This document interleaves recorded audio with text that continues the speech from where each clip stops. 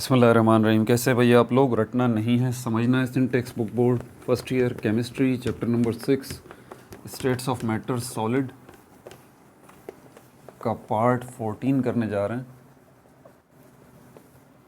Properties of crystalline solid का final part. Last part final बोला था लेकिन हो नहीं सका, इस पे फाइनल कर लेंगे। आइसोमेरिज्म, पॉलीमेरिज्म और एलोट्रोपी, इनके बारे में बात मैंने की थी, बुनियादी फ़र्क बता दिए थे पिछले पार्ट में। अब इसकी जो नोट्स हैं वो ले लेते हैं। कॉपी पेन से ले लीजिए, लेक्चर को नोट करना और मुस्कुराते रहना। ठीक है भाई, ये आपकी रही बुक, सिंटेक्स बुक बोर्ड, और ये पेज नंबर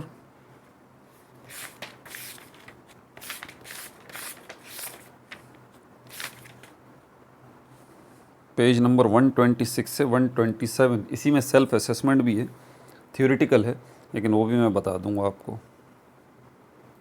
आइसोमॉर्फिज्म, पॉलीमॉर्फिज्म और allotropic modification and transition temperature, ये भी बताऊंगा।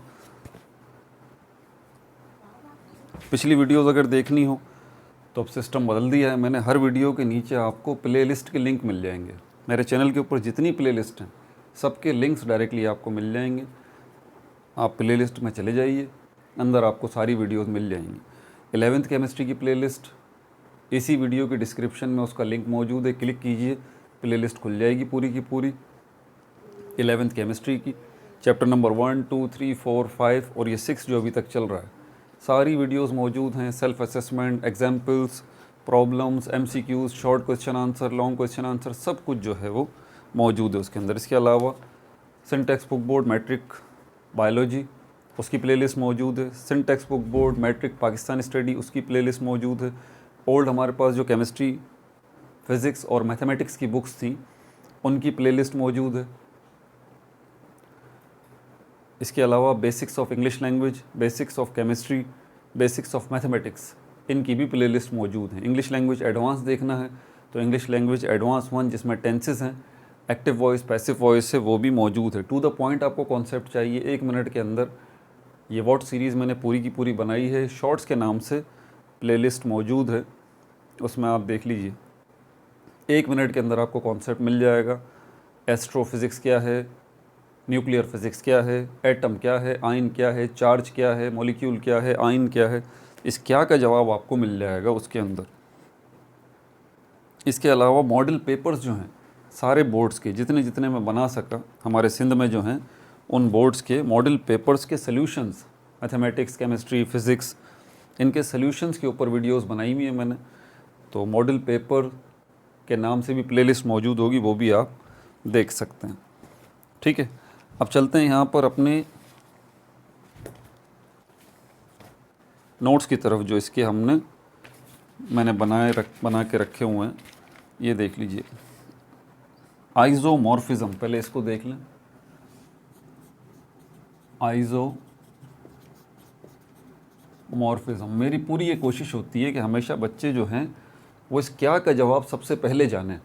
जब मैं पूछता हूँ ये क्या है तो आप मुझे एक ही लफ्ज़ में बताइए कि सर ये मार्कर है। जो सवाल वो जवाब। ये आप ना बताएं कि इससे लिखते हैं या फिर ये प्लास्टिक का बना हुआ है या ये ब्लैक लिख रहा है। नहीं, मेरे ये सवाल नहीं है। मेरा सवाल सीधा सीधा है कि ये क्या है। क्या का जवाब सर ये मार्कर है। बिल्कुल इसी तरह हमेशा मैं इसी चीज़ से स्टार्ट लेता हूँ। व्हाट आइसोमॉर्फिज्म क्या है? भाई एक नाम है, पहली बात, आसान सी बात है। आप डिनाई करेंगे इस बात से कि ये नाम नहीं है, बिल्कुल नाम है। या फिर आप इसको कह सकते हैं कि भाई केमिस्ट्री के अंदर पढ़ाया जाने वाला एक टॉपिक है। ठीक है, या फिर आप इसको कह सकते हैं a name, a topic, a phenomenon. ठीक है, इन केमिस्ट्री क्या का तो जवाब मिल गया। ठीक है, अगली बात क्या होता है भाई इसके अंदर? व्हाट इज़ स्टडीड, ये क्वेश्चन बना दिया मैंने। व्हाट इज़ स्टडीड, इस टॉपिक के अंदर आप क्या पढ़ते हैं? चलें, टॉपिक तो है ये, इस टॉपिक के अंदर आप पढ़ते क्या हैं? इसका answer to the point, study of different solid substances, study of different solid substances. Isomorphism के अंदर आप बहुत से डिफरेंट सॉलिड सब्सटेंसेस को पढ़ते हैं, ऐसे सॉलिड्स जो कि आपको दिखने में बिल्कुल अलग अलग नज़र आएंगे, exist in the same crystalline but, लेकिन एग्जिस्ट अपना वजूद कायम रखते हैं। एग्जिस्ट का मतलब होता है अपना वजूद कायम रखना या मौजूद होना या प्रेजेंट होना, बट एग्जिस्ट लेकिन मौजूद हैं in the same crystalline structure, in the same crystalline structure. तो आइसोमॉर्फिज्म में क्या है, आपको डिफरेंट सॉलिड सब्सटेंसेस मिलेंगे, डिफरेंट दिखने में अलग अलग, लेकिन उनका आप क्रिस्टलाइन स्ट्रक्चर देखेंगे तो सेम आपको मिलेगा क्रिस्टलाइन स्ट्रक्चर। ठीक है भाई। अब ऐसे जो सब्सटेंसेस होते हैं या ऐसे जो सॉलिड्स होते हैं, आप उनको क्या नाम देते हैं? ऐसे जो सॉलिड्स होते हैं जो कि हों तो अलग अलग चीज़ें लेकिन क्रिस्टलाइन स्ट्रक्चर उनका सेम हो, इनको हम कहते हैं आइसोमॉर्फस सॉलिड्स। Isomorphous solids. वही बात, आपसे सवाल पूछा जाए भाई आइसोमॉर्फस सॉलिड्स क्या हैं, क्या का जवाब सब्सटेंसेस या सॉलिड्स, सब्सटेंसेस या solids which show isotropy, which show isotropy नहीं सॉरी आइसोमॉर्फिज्म।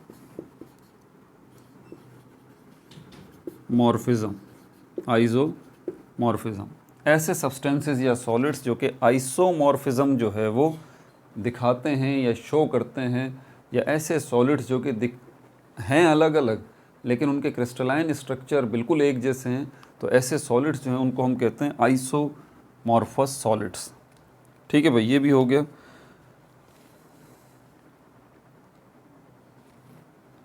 अच्छा, इसकी एग्जाम्पल हमारे पास, मेन चीज़ एग्जाम्पल्स हैं, इन्हीं एग्जाम्पल से ही असल में हमारी पिक्चर क्लियर होती है। कौन से ऐसे सब्सटेंस हैं जो कि दिखने में तो अलग अलग हैं। इसके लिए मैं ज़रा ऊपर जगह बनाऊँ एग्जाम्पल के लिए, नीचे जो है वो जगह थोड़ी कम है।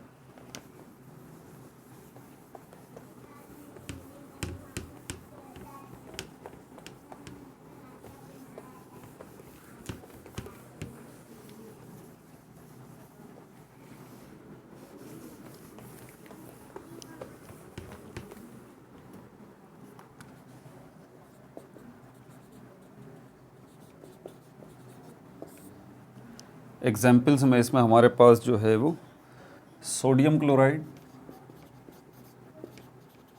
And magnesium oxide, entirely different solids हैं। सोडियम क्लोराइड एक अलग सॉलिड है और मैग्नीशियम ऑक्साइड एक अलग सॉलिड है, लेकिन इनकी आप क्रिस्टलाइन स्ट्रक्चर देखेंगे, इनकी क्रिस्टल की ज्योमेट्री देखेंगे तो क्रिस्टल की ज्योमेट्री इन दोनों की बिल्कुल सेम है, और वो क्या है, क्यूबिक है। इसीलिए ये दोनों क्या हैं, आइसोमॉर्फस सॉलिड्स हैं दोनों के दोनों। दूसरी एग्जांपल हमारे पास जो है वो सोडियम नाइट्रेट और calcium carbonate, sodium nitrate and calcium carbonate, दोनों जुदा जुदा अलग अलग सॉलिड्स हैं, लेकिन इनके क्रिस्टल का ज्योमेट्रिकल स्ट्रक्चर सेम है, वो है रोम्बोहाइड्रल। रोम्बोहाइड्रल। इसी तरह जिंक सल्फेट है, जिंक सल्फेट एंड निकल सल्फेट, निकल सल्फेट, अलग अलग सॉलिड्स हैं लेकिन ऑर्थोरोम्बिक,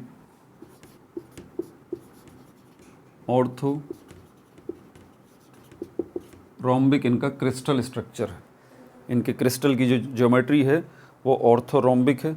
और फाइनली जो हमारे पास है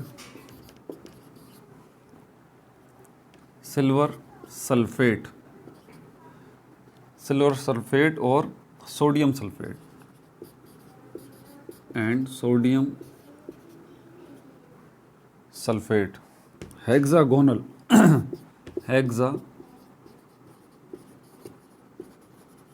हेक्सागोनल।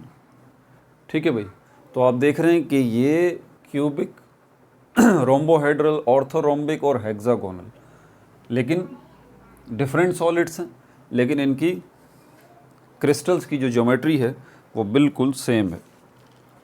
तो ये सब के सब क्या हैं? सोडियम क्लोराइड और मैग्नीशियम ऑक्साइड आइसोमॉर्फस हैं, ये भी आइसोमॉर्फस हैं, ये भी आइसोमॉर्फस हैं और ये भी आइसोमॉर्फस हैं। ठीक है, अब अगला सवाल, यहाँ तक तो आपने सही जवाब दे दिया। देखिए क्या से सिस्टम शुरू होता है, क्या से। आइसोमॉर्फस जब आपसे पूछा गया आइसोमॉर्फिज्म क्या है, आपने जवाब दे दिया कि भाई ये एक टॉपिक है या एक नाम है या फिर ये एक फिनोमेना है जो कि हम केमिस्ट्री के अंदर हम स्टडी करते हैं। अगला सवाल आपसे पूछा जाता है भाई किन को स्टडी करते हैं, तो आप बता दीजिए इसके अंदर हम आइसोमॉर्फस को स्टडी करते हैं। फिर सवाल होता है भाई आइसोमॉर्फस क्या है, तो आप ये बताएं। वो सॉलिड्स जो कि आइसोमॉर्फिज्म शो करते हैं, वो सारे सॉलिड्स जो हैं वो आइसोमॉर्फस कहलाते हैं। फिर आपसे पूछा जाता है भाई आइसोमॉर्फस सॉलिड्स जो हैं कुछ एग्जाम्पल दे के बता दीजिए, तो ये एग्जाम्पल सोडियम क्लोराइड की भी हो गई, मैग्नीशियम ऑक्साइड की भी हो गई, सोडियम नाइट्रेट, कैल्शियम कार्बोनेट। सवाल का जवाब देना आप तब मज़ा है, लिख के दिखाना बड़ी बात नहीं होती। आपसे सवाल पूछा जाए क्या है, टक करके जवाब आना चाहिए कि भाई ये है, बस आगे अगली बात करें आप अब क्या पूछना चाहते हैं, जवाब आना चाहिए आपको। अब ये तो हो गया, सामने वाला मान गया कि हाँ भाई एक ही जैसे जो है वो क्रिस्टल स्ट्रक्चर हैं उनकी, दोनों के क्रिस्टल्स की ज्योमेट्री बिल्कुल एक ही जैसी है, हालांकि ये डिफरेंट सॉलिड्स हैं। अब जो अगला सवाल वो पूछता है आपसे वो ज़्यादा ख़तरनाक है, वो आपसे पूछता है रीज़न क्या है भाई इसका रीज़न क्या है, इसके रीज़न क्या है, इसका ऐसा क्यों है कि ये हालांकि अलग अलग जो है वो सॉलिड्स हैं, ठीक है, लेकिन इनकी क्रिस्टल्स की ज्योमेट्री जो है वो बिल्कुल सेम है। ये भी क्यूबिक क्रिस्टल है, ये भी क्यूबिक क्रिस्टल है, इसके पीछे वजह क्या है, तो आप उनको बताएं कि एटम्स है सेम एटॉमिक रेशो। उसकी वजह ये है कि एटम्स, इनके अंदर जो एटम्स हैं, इनके अंदर जो एटम्स हैं, atoms have same atomic ratio. ये छोटा सा क्वेश्चन जो ना बन के आ जाता है कि एटॉमिक रेशो ज़रा फाइंड आउट कीजिए, इनका बहुत आसान है, लेकिन बच्चों को पता ही नहीं होता ये एटॉमिक रेशो क्या है। तो आपने रीज़न बता दिया कि भाई कि ये जो सॉलिड्स हैं इनके एटम्स जो हैं उनका एटॉमिक रेशो जो है वो सेम है, जो एटॉमिक रेशो इसका है वही एटॉमिक रेशो इसका है। अब वो अगला सवाल पूछ लेता है भाई एटॉमिक रेशो क्या है, ये भी बता दीजिए, तो आप उनको कहेंगे एटॉमिक रेशो असल में शेयर है। एटॉमिक रेशो जो है वो है तो रेशो, लेकिन ये रेशो आपको क्या बता रहा है, ये आपको बता रहा है शेयर, हिस्सेदारी, शेयर या हिस्सेदारी बता रहा है आपको of number of atoms, of number of atoms, atoms की तादाद, number of atoms in a molecule, in a molecule और फॉर्मूला यूनिट,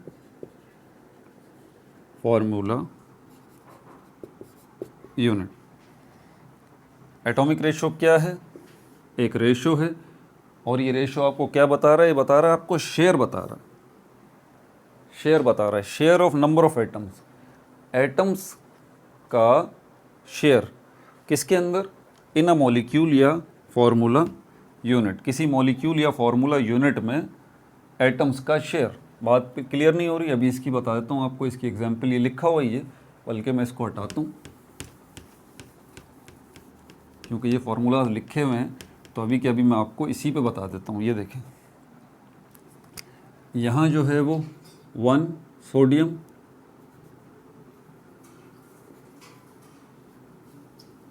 रेशो 1 क्लोरीन। याद रहे ये एटम्स का शेयर है, एटम्स का रेशो है, एटम्स की तादाद नहीं है। जो हमारे पास फार्मूला यूनिट्स होते हैं या हमारे पास जो आयोनिक कंपाउंड्स होते हैं सॉलिड्स के अंदर, खैर ये एक बड़ी कॉम्प्लिकेटेड सी बात है, अभी इसको तो मैं समझा नहीं सकता, यहाँ पर बड़ा टाइम चाहिए इसके लिए। तो बहरहाल इसका जो है हमारे पास मॉलिक्यूल नहीं होता। यहाँ पर जो मैंने मॉलिक्यूल लिखा है ना, number of atoms in a molecule, ये मेरे ख़्याल में मुनासिब नहीं है। मैं इस पर मज़ीद तहकीक करूँगा, लेकिन फार्मूला यूनिट तो पक्की बात है, फार्मूला यूनिट तो पक्की बात है, क्योंकि सारी चीज़ें जो आपको ऐसे ग्रुप की शक्ल में नज़र आ रही होती हैं वो मॉलिक्यूल नहीं होती। बहुत सारी चीज़ें उनके अंदर से फार्मूला यूनिट्स होती हैं। मॉलिक्यूल वो होते हैं जिनके अंदर आपको एग्जैक्ट एटम की तादाद बताई जाए, ये बात याद रखिए। मॉलिक्यूल में आपको एग्जैक्ट एटम की तादाद नज़र आती है, जैसे कि ये H2O है, H2O, तादाद, एग्जैक्ट तादाद आपको नज़र आती है। लेकिन जब हम ये जो आपको नज़र आ रहा है ना फार्मूला यूनिट, यहाँ पे सोडियम क्लोराइड, मैग्नीशियम ऑक्साइड, ये बज़ाहिर आपको मॉलिक्यूल नज़र आ रहे होंगे, लेकिन ये मॉलिक्यूल नहीं है। ये क्या है? ये फार्मूला यूनिट है। क्या है ये? Formula unit. फार्मूला यूनिट जो है ये आपको रेशो देता है, सिर्फ रेशो मतलब हिस्सा। ये आपको बताता है कि इसका इतना हिस्सा है, इसकी इतनी पार्टिसिपेशन है, इसका इतना शेयर है, तादाद नहीं बताता। यहाँ पे आपको नज़र आ रहा है 1:1, इसका मतलब ये नहीं है सोडियम का एक एटम, क्लोरीन का एक एटम, नहीं नहीं, इसका मतलब है सोडियम का हिस्सा 1 है, क्लोरीन का हिस्सा 1 है। समझ आ रही है बात? सोडियम की पार्टिसिपेशन 1 है, क्लोरीन की भी पार्टिसिपेशन 1 है। तो इसके ऊपर अभी तो मज़ीद बात नहीं कर सकता, नहीं तो बात तवील हो जाएगी। तो ये एटॉमिक रेशो है। मैग्नीशियम को देखें, इसका भी एटॉमिक रेशो और ऑक्सीजन का 1:1 है। तो इन दोनों का एटॉमिक रेशो देख लें आप, 1:1 है। यहाँ पर सोडियम का एटॉमिक रेशो 1, नाइट्रोजन का एटॉमिक रेशो 1 और ऑक्सीजन का एटॉमिक रेशो 3। यहाँ पर कैल्शियम का एटॉमिक रेशो 1, कार्बन का एटॉमिक रेशो 1 और ऑक्सीजन का एटॉमिक रेशो 3। आपने एटॉमिक रेशो देखा, इसका भी 1:1:3 है, इसका भी 1:1:3 है। इसके अलावा जिंक का जो है वो एटॉमिक रेशो 1 है, सल्फ़र का एटॉमिक रेशो 1 है, ऑक्सीजन का एटॉमिक रेशो 4 है। निकल का एटॉमिक रेशो 1 है, सल्फ़र का एटॉमिक रेशो 1 है और ऑक्सीजन का एटॉमिक रेशो 4 है। तो इन दोनों का भी आप एटॉमिक रेशो देखें, सेम है। सिल्वर का एटॉमिक रेशो 2 है, सल्फ़र का एटॉमिक रेशो 1 है और ऑक्सीजन का एटॉमिक रेशो 4 है। बिल्कुल इसी तरह सोडियम का एटॉमिक रेशो 2 है, सल्फ़र का एटॉमिक रेशो 1 और ऑक्सीजन का एटॉमिक रेशो 4। एटॉमिक रेशो निकालना बहुत ही आसान है, आप देख लीजिए। ये 2 लिखा हुआ है तो ये 2 आ गया, सल्फ़र के साथ कुछ नहीं लिखा हुआ तो 1 आ गया, ऑक्सीजन के साथ 4 लिखा हुआ है तो 4 आ गया। ये बहुत ही आसान है। बहरहाल एटॉमिक रेशो जो है वो आपको इनका बिल्कुल सेम नज़र आ रहा है। तो ये वजह है टू द पॉइंट इसकी कि भाई ये ऐसा क्यों है ये। अब चलते हैं पॉलीमॉर्फिज्म की तरफ।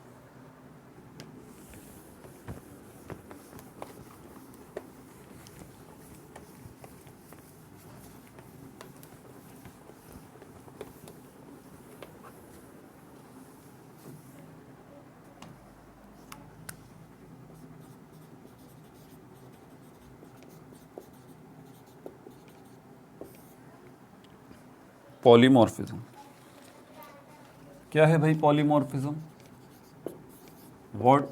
एक टॉपिक है, टॉपिक है, एरिया ऑफ स्टडी है या फिनोमिना है, फिनोमिनन। किसमें? इन केमिस्ट्री, इन केमिस्ट्री के अंदर। ठीक है भाई, क्या होता है इसके अंदर? किससे रिलेटेड है ये? रिलेटेड विद, किससे मुताल्लिक है ये क्रिस्टल से मुताल्लिक है, क्रिस्टल से मुताल्लिक है। एरिया ऑफ स्टडी क्या है इसका? एरिया ऑफ स्टडी मतलब आप इसमें क्या स्टडी करते हैं? एरिया ऑफ स्टडी, इसमें आप क्या स्टडी करते हैं, एग्जिस्टेंस ऑफ वन सब्सटेंस। अब इसकी एक्चुअल बात हो रही है, एग्जिस्टेंस मतलब मौजूदगी, एग्जिस्टेंस मतलब उर्दू में लिख देता हूँ मौजूदगी, existence of one substance, existence of one substance. पहले डिफरेंट सब्सटेंस थे लेकिन ज्योमेट्री सेम थी, अब एक ही सब्सटेंस है मुख्तलिफ ज्योमेट्रीज़ में, एक ही सब्सटेंस है मुख्तलिफ ज्योमेट्रीज़ में, in different structures, in different crystal structure, crystal structure या क्रिस्टल ज्योमेट्री। इसकी एग्जाम्पल में हमारे पास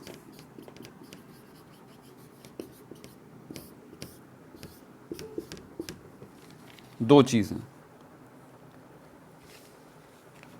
लाइम, इसकी एग्जाम्पल में हमारे पास क्या है, लाइम यानी कि चूने का पत्थर जिसको कहते हैं, कैल्शियम कार्बोनेट। अब ये एक ही चीज़ है लाइम या कैल्शियम कार्बोनेट, ये लाइम दो तरह का आपको मिलेगा, कैल्शियम कार्बोनेट दो तरह का आपको मिलेगा, होगा कैल्शियम कार्बोनेट ही, होगा लाइम ही, लेकिन उनका क्रिस्टल स्ट्रक्चर अलग अलग होगा। इसमें कौन कौन से हमारे पास, पहले कैल्साइट है, ये भी कैल्शियम कार्बोनेट है, ये भी लाइम है, और दूसरा हमारे पास एरागोनाइट है,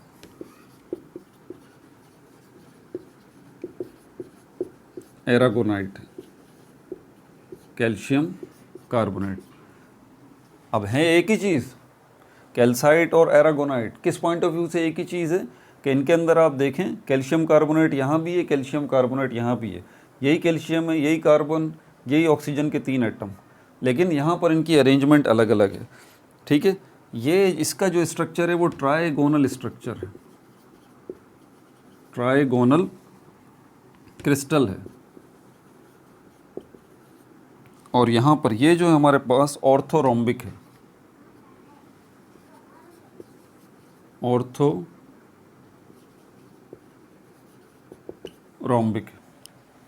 ठीक है भाई, एग्जाम्पल में एरिया ऑफ स्टडी क्या है, एग्जिस्टेंस ऑफ वन सब्सटेंस, एक ही सब्सटेंस का वजूद दो मुख्तलिफ हालतों में, दो मुख्तलिफ ज्योमेट्री में, दो मुख्तलिफ क्रिस्टल स्ट्रक्चर्स के अंदर। लाइम या कैल्शियम कार्बोनेट है, कैल्साइट और एरागोनाइट दो हैं, ये भी कैल्शियम कार्बोनेट, ये भी कैल्शियम कार्बोनेट। इसका क्रिस्टल की ज्योमेट्री क्या है, ट्राइगोनल, और इसके क्रिस्टल की ज्योमेट्री क्या है, ऑर्थोरोम्बिक।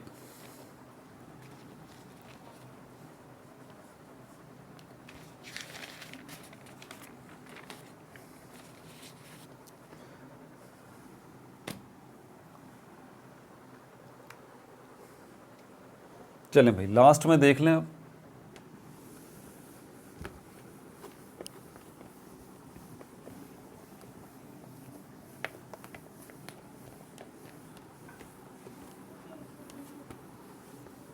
केमिकल प्रॉपर्टीज़ और फिज़िकल प्रॉपर्टीज़, केमिकल प्रॉपर्टीज़ और फिज़िकल प्रॉपर्टीज़। आपको ये ख़ास बात यहाँ पे बता दूँ, इसको नोट में डालने, हो सकता है ये MCQs में आपसे पूछ लिया जाए।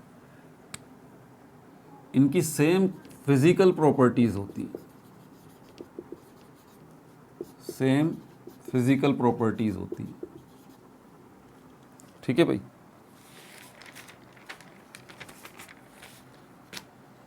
सेम केमिकल प्रॉपर्टीज़ होती हैं, सॉरी, सेम केमिकल प्रॉपर्टीज़ होती हैं, सेम केमिकल प्रॉपर्टीज़ होती हैं। किन की, अभी जो हमने पॉलीमॉर्फस देखा, पॉलीमॉर्फस, सेम केमिकल प्रॉपर्टीज़ होती हैं बट डिफरेंट फिज़िकल प्रॉपर्टीज़ होती हैं।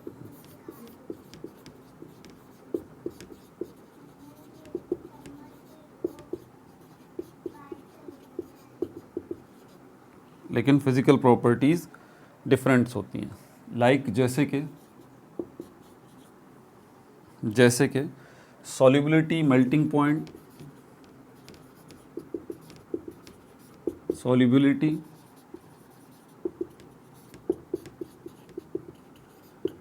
Melting point, refractive index, refractive index, hardness, thermal conductivity, hardness, thermal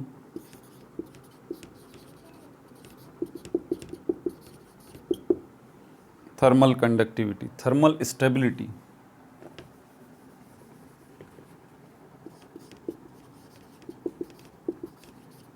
thermal stability. मजबूरी है भाई, फिर सेल्फ असेसमेंट रह गया और एलोट्रोपिक मॉडिफिकेशन और एलोट्रोपी के भी नोट्स रह गए। एक वीडियो का और इंतज़ार कर लें, क्या करें, क्योंकि हमने तो समझना है, रटना नहीं। अपना बहुत ज़्यादा ख्याल रखिएगा। No like no subscribe, only share.